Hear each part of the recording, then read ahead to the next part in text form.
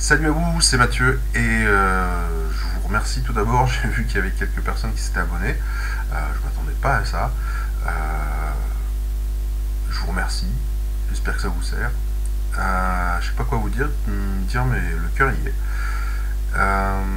J'avais pas prévu de faire une cinquième vidéo de journée, mais plutôt passer aux semaines. Mais finalement, j'en fais quand même une parce que la vidéo Soumettez-le date de journée complète d'hier, en fait, c'était une journée où on était à la maison tranquille, même si j'ai fait plein de trucs. Aujourd'hui, c'est le rythme normal de la semaine, et donc avec des horaires imposés, tout ça. Et donc ça me paraissait important en fait de faire ce petit débrief là, en plein milieu de journée, vu que j'ai un peu de temps.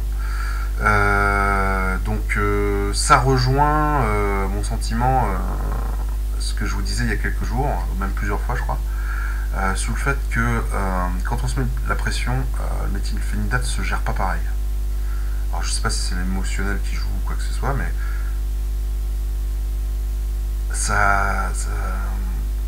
la sensation que je décris souvent par rapport au TDA de brouillard intellectuel, etc. Là, ça fait une sorte plutôt, je qualifierais de mot de grésillement. Alors oui, c'est complètement subjectif, comme d'habitude. De grésillement dans le sens où c'est comme si les idées s'entrechoquaient, mais parce qu'on a envie de faire.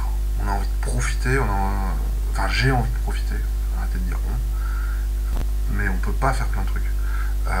Donc je me mets la pression, corporellement je sens que au niveau des tripes je me tends, etc. Et je pense pas que ça vienne du méthylphénidate. Peut-être qu'il accentue ce truc là, mais je pense que c'est vraiment le fait que moi je me mets la pression pour rattraper parce que le TDA habituellement m'empêche de le faire tranquillement ou sereinement, et donc du coup ou même simplement m'empêche tout court de le faire.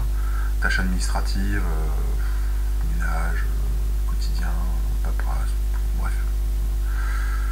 Donc cette matinée avec ma fille n'a pas été terrible, dans le sens où j'étais à moitié là pour elle, enfin j'étais complètement là pour elle, donc j'ai subvenu à ses besoins, elle était contente, on a joué, mais c'est ce qui se passait en moi qui n'était pas agréable pour moi, parce que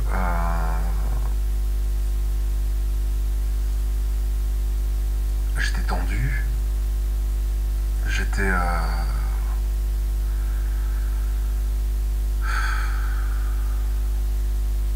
j'essayais de tout optimiser en fait. Ça fait partie peut-être de mon caractère. Je sais pas si les autres TDA sont comme ça. Mais je réfléchissais à tout pour essayer de remplir tel créneau avec ça, tel créneau avec ça, tel créneau avec ça, tel créneau avec ça, je vais faire ça, et ça va marcher. Forcément, ça ne marche pas, ça ne fonctionne pas. Je veux dire, c'est dans un monde idéal en général que ça roule ces trucs-là. À part vraiment d'être quelqu'un qui a une organisation carrée, mais pour quelqu'un qui apprend à faire une organisation comme ça, c'est foireux. Voilà.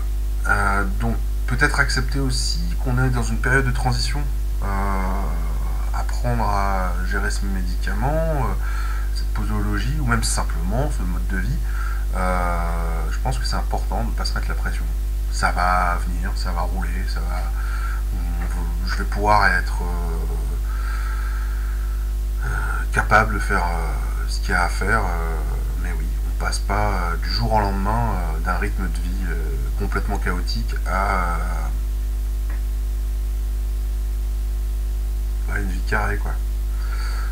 J'ai hâte de vous partager aussi, alors j'espère que ça va vous intéresser, peut-être mettez en commentaire si ça vous intéresse ou pas, on pourrait peut-être dialoguer un peu comme ça si ça vous intéresse.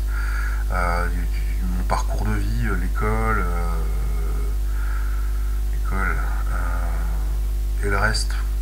Donc si ça vous intéresse, dites-le, je ferai peut-être des vidéos en plus, pas sur le thème du méthylphénidate, mais ma vie TDAH avant le TDAH, en gros.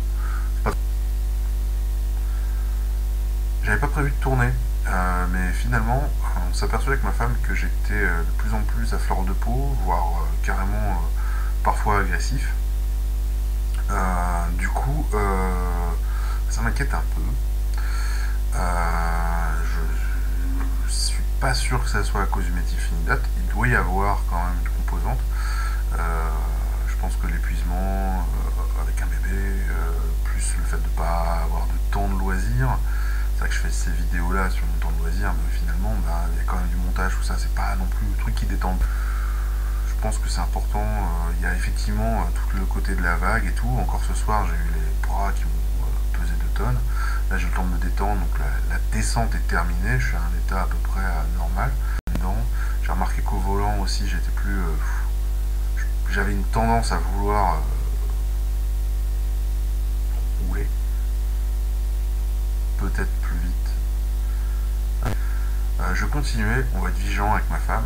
Ce qu'on a pris comme postulat, c'est de se dire que bon, il y a beaucoup de facteurs en ce moment qui sont aggravants, peu importe de où ça vient à la base, et donc du coup de ne pas le prendre personnellement. C'est très important. Parce que c'est pas ce que je pense, c'est pas mon comportement forcément normal. Je suis plutôt bonne patte quoi. Et du coup, ouais, on va surveiller ça. Bon allez, je vous souhaite une bonne journée. Hein, et avec le plus de douceur possible. Je sais que c'est pas évident pour tout le monde. J'ai vu qu'il y en a qui en chiaient. Donc je vous dis bon courage. Parce que c'est pas facile apparemment. Et bon courage. Voilà. Allez, ciao, bon vent. Et puis à bientôt.